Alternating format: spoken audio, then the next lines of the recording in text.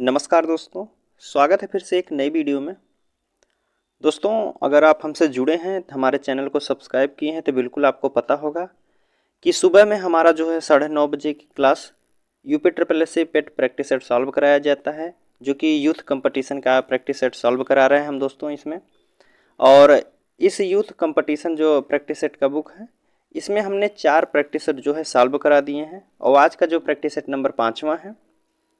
और बात करें दोस्तों, अगर इस पीडीएफ को आप डाउनलोड करना चाहते हैं, इस बुक के पीडीएफ को आप डाउनलोड करना चाहते हैं तो डिस्क्रिप्शन में टेलीग्राम चैनल का लिंक दिया गया है, आप वहां से जाके पीडीएफ को डाउनलोड कर सकते हैं। ठीक दोस्तों, तो चलिए आज का हम प्रश्न शुरू करते हैं। तो पहला प्रश्न इसमें पूछा जा रहा है दोस्तों कि निम्नलिखित, इसमें कह रहा है कि निम्नलिखित में से किसने जो है बादशाह शाहजहां को सुप्रसिद्ध हीरा कोहिनूर भेंट में दिया था। कौन था जो शाहजहां को कोहिनूर हीरा दिया था दोस्तों? ऑप्शन आपके सामने है। ऑप्शन में है औरंगजेब, दारा सिकोर, मीर जुमला या अबुल हसन कुतुब शाह हैं।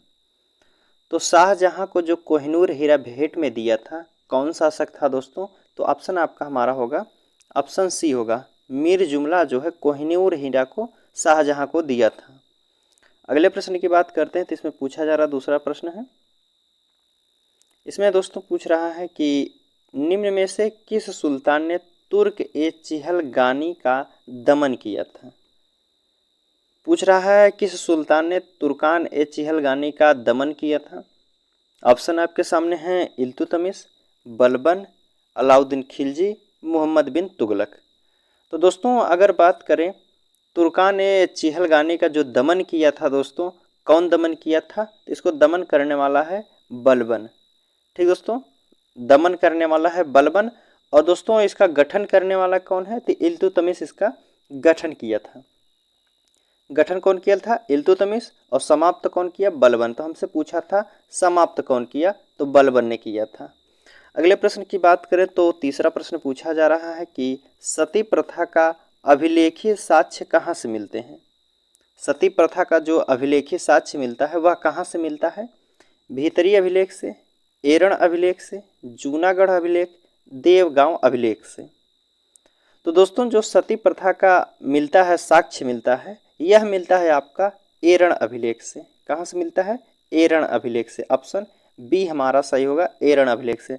और एरण अभिलेख की बात करें दोस्तों तो यह कहाँ है? एरण अभिलेख आपका मध्य प्रदेश से मिला है। कहाँ से? मध्य प्रदेश से। अगले प्रश्न की बात करते हैं तो इसमें पूछा जा रहा है, इसमें कह रहा है कि बुद्ध की मृत्यु जहाँ हुई थी वह स्थान अब कहाँ है। क्वेश्चन कैसे घुमाया गया है दोस्तों कि बुद्ध की मृत्यु जहाँ हुई थी वह स्थान अब कहाँ है। सीधे पूछ सकता था कि गौतम बुद्ध की मृत्यु कहाँ हुई है, लेकिन इसमें पूछा जा रहा है कि बुद्ध की मृत्यु जहाँ हुई थी वह स्थल अब कहाँ है। मध्य प्रदेश में है, हिमाचल प्रदेश में, बिहार में है, उत्तर प्रदेश में है। तो महात्मा बुद्ध के बारे में आप सभी लोगों को पता होगा कि जो इनकी मृत्यु हुई थी उत्तर प्रदेश के कुशीनगर में। कहाँ हुई थी? उत्तर प्रदेश के कुशीनगर। ऑप्शन डी हमारा सही होगा। ऑप्शन डी हमारा सही होगा। अगले प्रश्न की बात करते हैं तो इसमें पूछा जा रहा है, कह रहा कि निम्नलिखित में से कौन सा एक हड़प्पा का बंदरगाह है। इन ऑप्शनों में से जो है एक हड़प्पा का बंदरगाह कौन है? सिकंदरिया है, लोथल है, महास्थानागढ़ है या फिर नागपत्तनम है। तो दोस्तों हड़प्पा में बात करें तो लोथल से जो है बंदरगाह मिले हैं, गोदीवाड़ा बंदरगाह मिला है लोथल से। और लोथल की बात करें दोस्तों तो यह कहाँ है? गुजरात में है। कहाँ दोस्तों? गुजरात में है। क्या बोलते हैं? गुजरात में है। किस नदी के किनारे है? किस नदी के किनारे यह है? आपके भोगवा नदी के किनारे है। भोगवा नदी के किनारे कौन सा है? लोथल आपका भोगवा नदी के किनारे है। ठीक दोस्तों, अब बात करें कि इसमें पूछा था कि हड़प्पा का जो बंदरगाह कहाँ से मिला है? लोथल से मिला है। लोथल कहाँ है? गुजरात में है। लोथल किस नदी के तट पर है? तो भोगवा नदी के किनारे है। अगले प्रश्न की बात करें तो पांचवा प्रश्न इसमें पूछा जा रहा है दोस्तों, इसमें कह रहा है कि निम्नलिखित कथनों पर विचार कीजिए। कथन दिए गए उन पर विचार करना है। कह रहा है कि गवर्नमेंट ऑफ इंडिया एक्ट 1935 में जो है कौन सी बातें सही गई, 1935 के बारे में कौन सी बातें सही कही गई, यह हमसे पूछा जा रहा है। प्रांतीय स्वशासन का उपबंध था, जी बिल्कुल था। बी ऑप्शन कह रहा है कि एक संघीय न्यायालय की स्थापना का उपबंध था, यह भी बात थी। एक संघीय न्यायालय की स्थापना का उपबंध भी था, जो कि 1935 के अधिनियम में। फिर इसमें पूछा जा रहा है कि केंद्र में अखिल भारतीय संघ का उपबंध था, यह भी था। तो हमारा जो बातें कही गई हैं तीनों सही कही गई। किस ऑप्शन में दिया गया तीनों बातें सही हैं, तो ऑप्शन डी में हमको दिख रहा है पहली दूसरी तीसरी बातें जो हैं सही कही गई हैं। ऑप्शन डी हमारा सही होगा कि सभी बातें जो हैं सही कही गई हैं। अगले प्रश्न की बात करते हैं, तो इसमें पूछा जा रहा है सातवां प्रश्न। सातवां प्रश्न पूछा जा रहा है कि मैं एक समाजवादी और गणतंत्रवादी हूँ और मुझे राजाओं और राजकुमारों में विश्वास नहीं है, यह वक्तव्य जो है संबंधित है। यह बात जो कही है किसके संबंध में है, नरेंद्र देव से है, अच्युत पटवर्धन से है, जयप्रकाश नारायण से, या जवाहरलाल नेहरू द्वारा कही गई है। तो यह बात जो कही गई है दोस्तों आपके जवाहरलाल नेहरू द्वारा कही गई है कि मैं समाजवादी गणतंत्रवादी हूँ, मुझे राजाओं और राजकुमारों में विश्वास नहीं है। किसने कहा, जवाहरलाल नेहरू द्वारा। ऑप्शन डी हमारा सही होगा। अगले प्रश्न की बात करते हैं, तो इसमें पूछा जा रहा है कि आठवां प्रश्न है, इसमें कह रहा है कि माई एक्सपेरिमेंट विथ तुठ जो पुस्तक के लेखक कौन है। माई एक्सपेरिमेंट विथ तुठ पुस्तक के लेखक कौन है। ऑप्शन आपके सामने जवाहरलाल नेहरू, इंदिरा गांधी हैं, नरसिम्हा राव हैं, महात्मा गांधी हैं। तो यह पुस्तक जो है आप सभी लोगों को पता हो दोस्तों, या कई बार एग्जामों में पूछा गया है कि माई एक्सपेरिमेंट विथ तुठ पुस्तक के लेखक कौन है, तो महात्मा गांधी हैं। कौन है, महात्मा गांधी द्वारा लिखा गया है माई एक्सपेरिमेंट विथ तुठ। अगले प्रश्न की बात करते हैं, तो इसमें पूछा जा रहा है दोस्तों, कह रहा है कि लॉर्ड कर्जन के समय उग्रवाद के पनपने का मुख्य कारण क्या था। जो लॉर्ड कर्जन के समय में उग्रवाद पनपा था उसका मुख्य कारण क्या था। तो उसका मुख्य कारण दोस्तों इसमें से उसका था बंगाल विभाजन का जो था। कर्जन जो है बंगाल विभाजन किया था, जो कि 1905 में किया। कर्जन द्वारा बंगाल विभाजन किया गया था 1905 में। उसके बाद जो है उग्रवाद पनप गया था। तो ऑप्शन क्या होगा हमारा, ऑप्शन बी हमसे पूछा रहा था, ऑप्शन बी हमारा सही होगा। इसमें हमसे पूछा गया था कि लॉर्ड कर्जन के समय उग्रवाद पनपने का मुख्य कारण क्या था, तो मुख्य कारण जो था बंगाल विभाजन का था। अगले प्रश्न की बात करते हैं,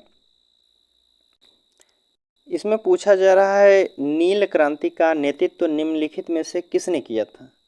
जो नील क्रांति का नेतृत्व किए थे कौन किए थे दोस्तों। ऑप्शन आपके सामने है बुधु भगत और झिंदारी मानकी, या फिर बी ऑप्शन है दीनबंधु मित्रा एवं जो है मधुसूदन दत्त थे। सी ऑप्शन है बिरसा मुंडा एवं गया मुंडा थे। डी ऑप्शन है दिगंबर विश्वास एवं विष्णु चरण विश्वास थे। तो नील क्रांति का नेतृत्व करने वाले जो दोस्तों थे इसमें से यह थे आपके दिगंबर विश्वास एवं जो है विष्णु चरण विश्वास थे। कौन थे, दिगंबर विश्वास एवं विष्णु चरण विश्वास थे। ऑप्शन डी हमारा सही होगा। अगले प्रश्न की बात करते हैं, तो 11 नंबर का प्रश्न पूछा जा रहा है। इसमें कह रहा है यूरोप का प्रमुख मत्स्य क्षेत्र डागर बैंक कहाँ स्थित है। यूरोप का प्रमुख मत्स्य क्षेत्र है डागर बैंक, वह कहाँ स्थित है दोस्तों, बाल्टिक सागर में है, इंग्लिश चैनल में है, उत्तरी सागर में है, नॉर्वेजियन सागर में है। तो यूरोप का जो डागर बैंक है दोस्तों यह स्थित है आपका उत्तरी सागर में। कहाँ है, उत्तरी सागर में। यह मत्स्य क्षेत्र, यहाँ मछली पाई जाती है। ठीक, कहाँ है, मत्स्य सागर जो है सॉरी दोस्तों मत्स्य क्षेत्र डागर बैंक जो है उत्तरी सागर में आपका स्थित है। अगले प्रश्न की बात करते हैं, तो इसमें पूछा जा रहा है निम्नलिखित देशों में के समूहों में से कौन से एक समूह जो है वेनिक्स देश में कहा जाता है। जो है इसमें लिखा गया है वेनिलक्स लिखा गया है, लेकिन दोस्तों वेनिक्स होता है। वेनिक्स में कौन कौन देश आते हैं यह हमसे पूछा गया है। बेल्जियम, डेनमार्क, नीदरलैंड आते हैं, या बी ऑप्शन में कह रहा है बेल्जियम, नीदरलैंड, लग्जमबर्ग आते हैं, या फिर डेनमार्क, फिनलैंड, लग्जमबर्ग आते हैं, या फिर नॉर्वे, स्वीडन, फिनलैंड आते हैं। तो इसका सही आंसर जो होगा दोस्तों, बेनिक्स देश में जो आते हैं 3 देश आते हैं, बेल्जियम, नीदरलैंड, लग्जमबर्ग। कौन होंगे? Belgium, Netherlands, Luxembourg. ऑप्शन जो होगा हमारा ऑप्शन बी सही होगा, बेल्जियम, नीदरलैंड, लग्जमबर्ग। पूछा जाए बेनिक्स में कितने देश आते हैं, तो बेल्जियम, नीदरलैंड, लग्जमबर्ग। अगले प्रश्न की बात करते हैं, तो इसमें पूछा जा रहा है 13 नंबर का प्रश्न है। इसमें है कि निम्नलिखित में से कौन सी चट्टान प्रणाली भारत में नवीनतम है। भारत में जो है कौन सी चट्टान प्रणाली जो है नवीनतम है? विंध्या है, या फिर कुड़प्पा है, धारवाड़ है, गोंडवाना है। पूछा है निम्नलिखित में से कौन सी चट्टान प्रणाली है भारत में नवीनतम है। तो भारत में नवीनतम की बात करें दोस्तों तो आपका गोंडवाना होगा। कौन होगा? गोंडवाना। ऑप्शन डी हमारा सही होगा। अगले इसमें पूछा जा रहा है माउंट आबू निर्मित है, किससे निर्मित है? ग्रेनाइट से है, चारनोकाइट से है, नीस से है, बलुआ पत्थर से है। तो माउंट आबू जो है निर्मित है आपका दोस्तों नीस से है। क्या होगा? ऑप्शन सी हमारा होगा, नीस से निर्मित है माउंट आबू। माउंट आबू की बात करें तो यहाँ दोस्तों जैन मंदिर है, माउंट आबू की पहाड़ी में यहाँ जैन मंदिर है। कौन मंदिर है? जैन मंदिर है। ठीक, अगले प्रश्न की बात करते हैं, तो इसमें पूछा जा रहा है कि 2011 की जनगणना के अनुसार अंतिम आंकड़ों के आधार पर उत्तर प्रदेश में निम्नलिखित में से किस जिले में साक्षरता दर उच्चतम थी? 2011 की जनगणना के अनुसार अंतिम आंकड़ों के आधार पर जो है उत्तर प्रदेश के निम्नलिखित में से किस जिले में जो है साक्षरता दर जो है उच्चतम थी? गौतम बुद्ध नगर, गाजियाबाद, कानपुर नगर, लखनऊ थी। तो साक्षरता दर जो उच्चतम थी दोस्तों यह आपकी गौतम बुद्ध नगर की थी। कहाँ से? गौतम बुद्ध नगर की उच्चतम थी। ऑप्शन ए हमारा सही होगा। अगला प्रश्न पूछा जा रहा है कि भुगतान असंतुलन को दूर करने के लिए किया जाना चाहिए। भुगतान असंतुलन को दूर करने के लिए क्या किया जाना चाहिए? राष्ट्रीय आय में वृद्धि करना चाहिए, राष्ट्रीय आय में कमी करना चाहिए, या फिर मुद्रा पूर्ति को वृद्धि करना चाहिए, या फिर सरकारी आय में वृद्धि करना चाहिए। तो भुगतान असंतुलन को दूर करने के लिए दोस्तों आपको करना चाहिए राष्ट्रीय आय में वृद्धि। क्या कहा जाता है? राष्ट्रीय आय में वृद्धि करना चाहिए। अगर आप भुगतान संतुलन को दूर करना चाहते हैं तो राष्ट्रीय आय में वृद्धि करना पड़ेगा। ऑप्शन ए हमारा सही होगा। ठीक, अगला प्रश्न पूछा जा रहा है इसमें है कि भारत में गरीबी रेखा को मापने के लिए सामयिक नमूना सर्वेक्षण कौन करता है? भारत में गरीबी रेखा को मापने के लिए सामयिक नमूना सर्वेक्षण कौन करते हैं? नीति आयोग जो है CSO, या फिर NSSO, या फिर सामाजिक न्याय मंत्रालय। तो दोस्तों जो पूछा गया है कि भारत में गरीबी रेखा को मापने के लिए सामयिक नमूना सर्वेक्षण कौन करता है, तो यह करता है NSSO। क्या होगा? NSSO। ठीक दोस्तों, जो गरीबी रेखा को मापने के लिए सामयिक नमूना सर्वेक्षण करता है NSSO करता है। इसके फुल फॉर्म की बात करें दोस्तों तो इसका फुल फॉर्म होता है नेशनल सिंपल सर्वे ऑर्गेनाइजेशन। क्या होगा? ऑप्शन सी हमारा सही होगा। अगले प्रश्न की बात करते हैं, इसमें कह रहा है कि निम्न पर विचार कीजिए, इन बैंकों के स्थापित होने का सही ऐतिहासिक क्रम है। सही ऐतिहासिक क्रम क्या है दोस्तों? पहले किस कंपनी का स्थापना की गई थी? तो चलिए बात करते हैं क्षेत्रीय ग्रामीण बैंक की स्थापना कब हुई थी। तो क्षेत्रीय बैंक ग्रामीण की स्थापना हुई थी 1975 में। आपके क्षेत्रीय ग्रामीण बैंक की स्थापना कब हुई थी? 1975 में। अग्रणी बैंक योजना की बात करें तो इसकी स्थापना कब हुई थी? यह 1969 में हुई थी। कब हुई थी? 1969 में दोस्तों। ठीक, और बात करें नाबार्ड की, नाबार्ड की स्थापना कब हुई थी? तो नाबार्ड की स्थापना हुई थी आपकी 1982 में। कब हुई थी नाबार्ड की? 1982 में। और लास्ट ऑप्शन है इसमें पूछा जा रहा है कि भारतीय स्टेट बैंक की स्थापना कब हुई थी? तो इसकी स्थापना 1955 में की गई थी। कब की गई थी? 1955 में। अब हमको सही क्रम से लगाना है, यही हमसे पूछा गया है दोस्तों। तो सबसे पहले किसका हुआ था? तो 1955 में जो है हमारा भारतीय स्टेट बैंक का हुआ था। तो वो चौथा नंबर जो है पहले स्थान पे आना चाहिए, बाकी डी में नहीं है, सी में नहीं है, ए में है और बी में है। तो ठीक, पहले स्थान पे स्टेट बैंक को रखा जाएगा, फिर उसके बाद किस बैंक को रखा जाएगा? तो आपका 1969 में अग्रणी बैंक की योजना हुई थी, बाकी 75-82 बड़े हैं। तो सबसे पहले किसकी हुई थी? 1969 में अग्रणी बैंक की। तो ऑप्शन बी हमारा सही होगा, बाकी ए में नहीं दिया गया है, ए में दे गया है नवाडा को दे दिया गया है। तो ऑप्शन हमारा बी सही होगा कि सबसे पहले जो है किस बैंक की स्थापना हुई थी? सबसे पहले 1955 में आपका भारतीय स्टेट बैंक की, उसके बाद 1969 में अग्रणी बैंक की योजना, फिर उसके बाद जो आपका 75 में होता है क्षेत्रीय ग्रामीण बैंक, और नाबार्ड की स्थापना 1982 में होती है। आगे बात करते हैं अगले प्रश्न की, इसमें पूछा जा रहा है, इसमें है कि सतत आर्थिक विकास से अभिप्राय है। सतत आर्थिक विकास से क्या अभिप्राय है दोस्तों? वर्तमान पीढ़ी को कह रहा कि वर्तमान पीढ़ी के विकास के साथ साथ भविष्य का आर्थिक विकास, या बी ऑप्शन है आपके सामने कह रहा है कि वर्तमान पीढ़ी का केवल आर्थिक विकास, या औद्योगिक विकास, या फिर कृषि विकास। तो सतत आर्थिक विकास से क्या अभिप्राय है दोस्तों? इसका अभिप्राय होता है कि वर्तमान पीढ़ी के विकास के साथ साथ भविष्य का आर्थिक विकास। सतत आर्थिक विकास का अभिप्राय है कि वर्तमान पीढ़ी के साथ साथ विकास के साथ साथ जो है भविष्य का भी विकास देखा जाता है। अगले प्रश्न की बात करते हैं, तो 21 नंबर का प्रश्न पूछा जा रहा है। इसमें पूछा जा रहा है कि राष्ट्रपति द्वारा जारी अध्यादेश किस अवधि तक मान्य होगा? कितने समय तक मान्य होता है? 6 सप्ताह का, या 6 माह तक, या 60 दिन तक, या फिर 1 माह तक? तो राष्ट्रपति द्वारा जो जारी अध्यादेश होता है उसकी अवधि होती है दोस्तों 6 माह तक। ऑप्शन बी हमारा होगा, उसकी अवधि जो होती है राष्ट्रपति के अध्यादेश की 6 माह तक की होती है। अगला प्रश्न इसमें पूछा गया है कि संसदीय शासन प्रणाली में मंत्री परिषद व्यवस्थापिका के माध्यम से उत्तरदायी होता है।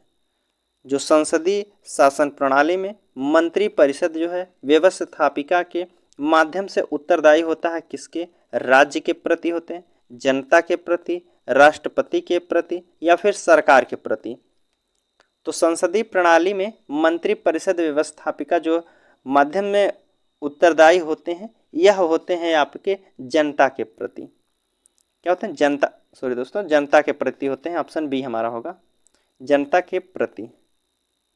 क्या होते हैं? जनता के प्रति, ऑप्शन बी।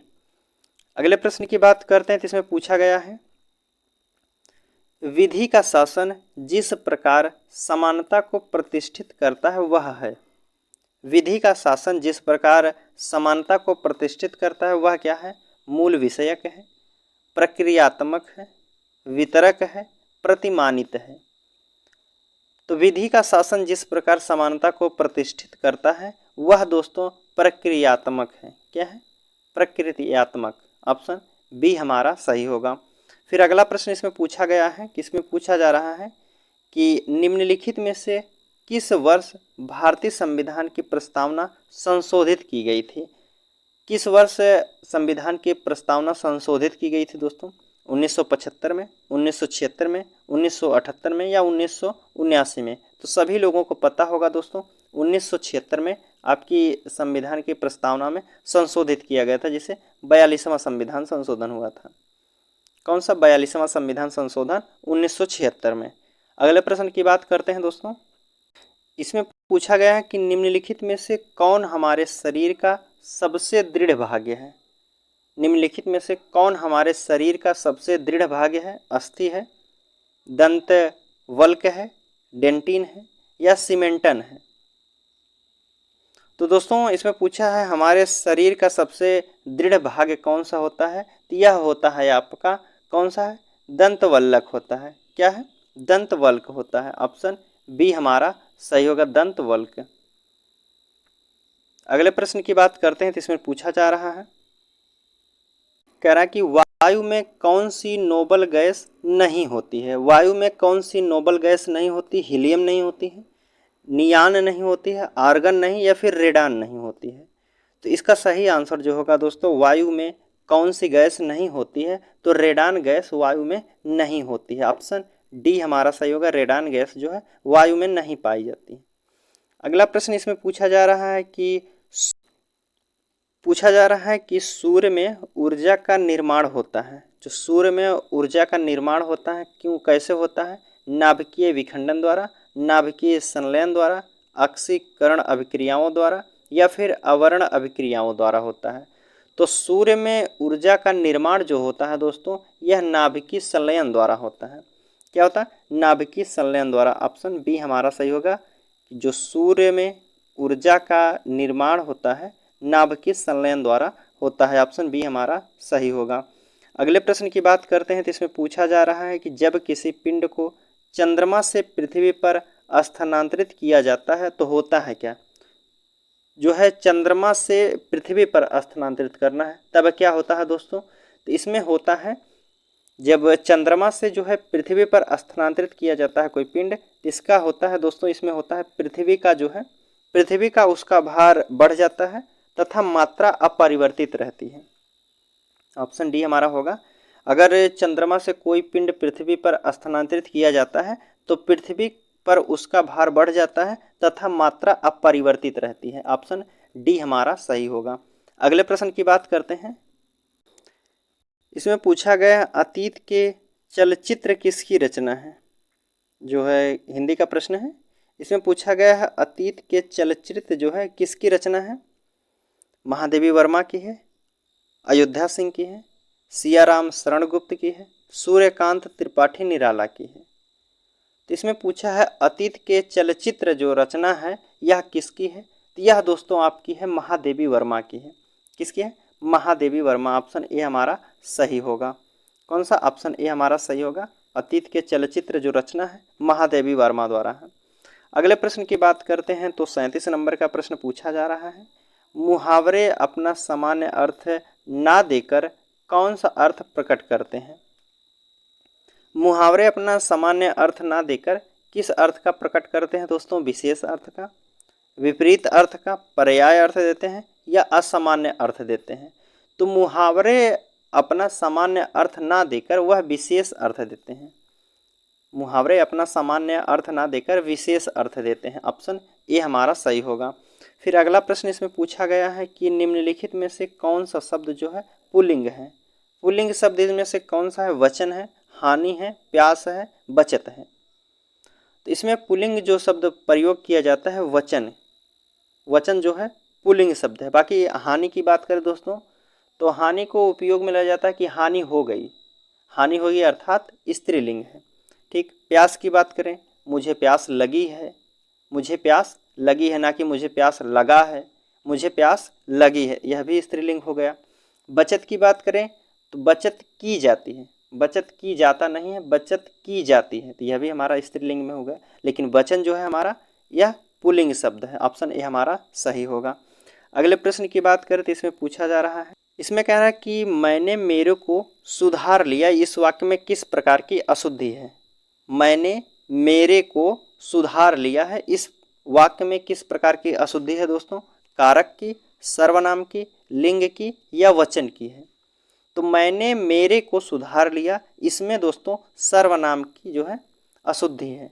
क्या है? सर्वनाम की अशुद्धि। ऑप्शन बी हमारा सही होगा। अगला प्रश्न है 40 नंबर का प्रश्न है, हिंदी का लास्ट प्रश्न है। दिए गए विकल्पों में से बादल का समानार्थी शब्द कौन सा होगा? बादल का पर्यायवाची पूछा गया है, कौन सा है? अंबुज है, नीरज है, जलज है, अम्बुद है। तो दोस्तों जा की बात करें, अंबुज, नीरज, जलज, जिसमें जा लगा रहता है उसका 80% लगभग दोस्तों कमल का पर्यायवाची होता है। जिसमें जा लगा रहता है वह कमल का पर्यायवाची है। तो ये सब किसके हैं? कमल के।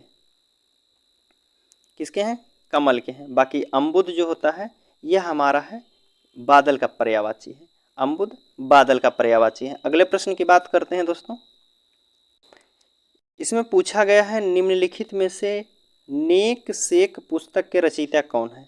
नेक सेक पुस्तक के रचयिता कौन है? विक्रम सेठ हैं, झुप्पा लाहिरी हैं, किरण देसाई हैं, शोभा डे हैं। तो नेम सेक पुस्तक के रचयिता जो दोस्तों हैं यह आपके झुप्पा लाहिरी हैं। ऑप्शन बी हमारा सही होगा, झुप्पा लाहिरी जो है नेक सेक पुस्तक के रचयिता हैं।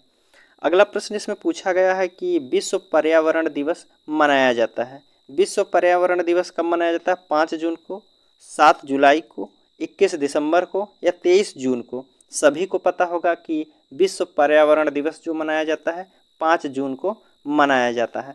ऑप्शन ए हमारा सही होगा, 5 जून को। अगले प्रश्न की बात करते हैं। इसमें पूछा जा रहा है एक अंतर्राष्ट्रीय आंदोलन जिसका उद्देश्य पर्यावरण की समस्या से संबंध होकर विश्व को बचाना है, कौन सा है दोस्तों? इसमें पूछा गया है कि एक अंतर्राष्ट्रीय आंदोलन जिसका उद्देश्य जो है पर्यावरण की समस्या से संबंध होकर विश्व को बचाना है, कौन सा जो है राष्ट्रीय आंदोलन है? ग्रीनफील्ड आंदोलन, ग्रीन पीस आंदोलन या फिर क्वीन या फिर इको फील्ड। तो इसका सही आंसर जो होगा एक अंतर्राष्ट्रीय आंदोलन जो है यह है ग्रीन पीस है। ग्रीन पीस आंदोलन का उद्देश्य जो है पर्यावरण के संबंध में जो विश्व को बचाना है।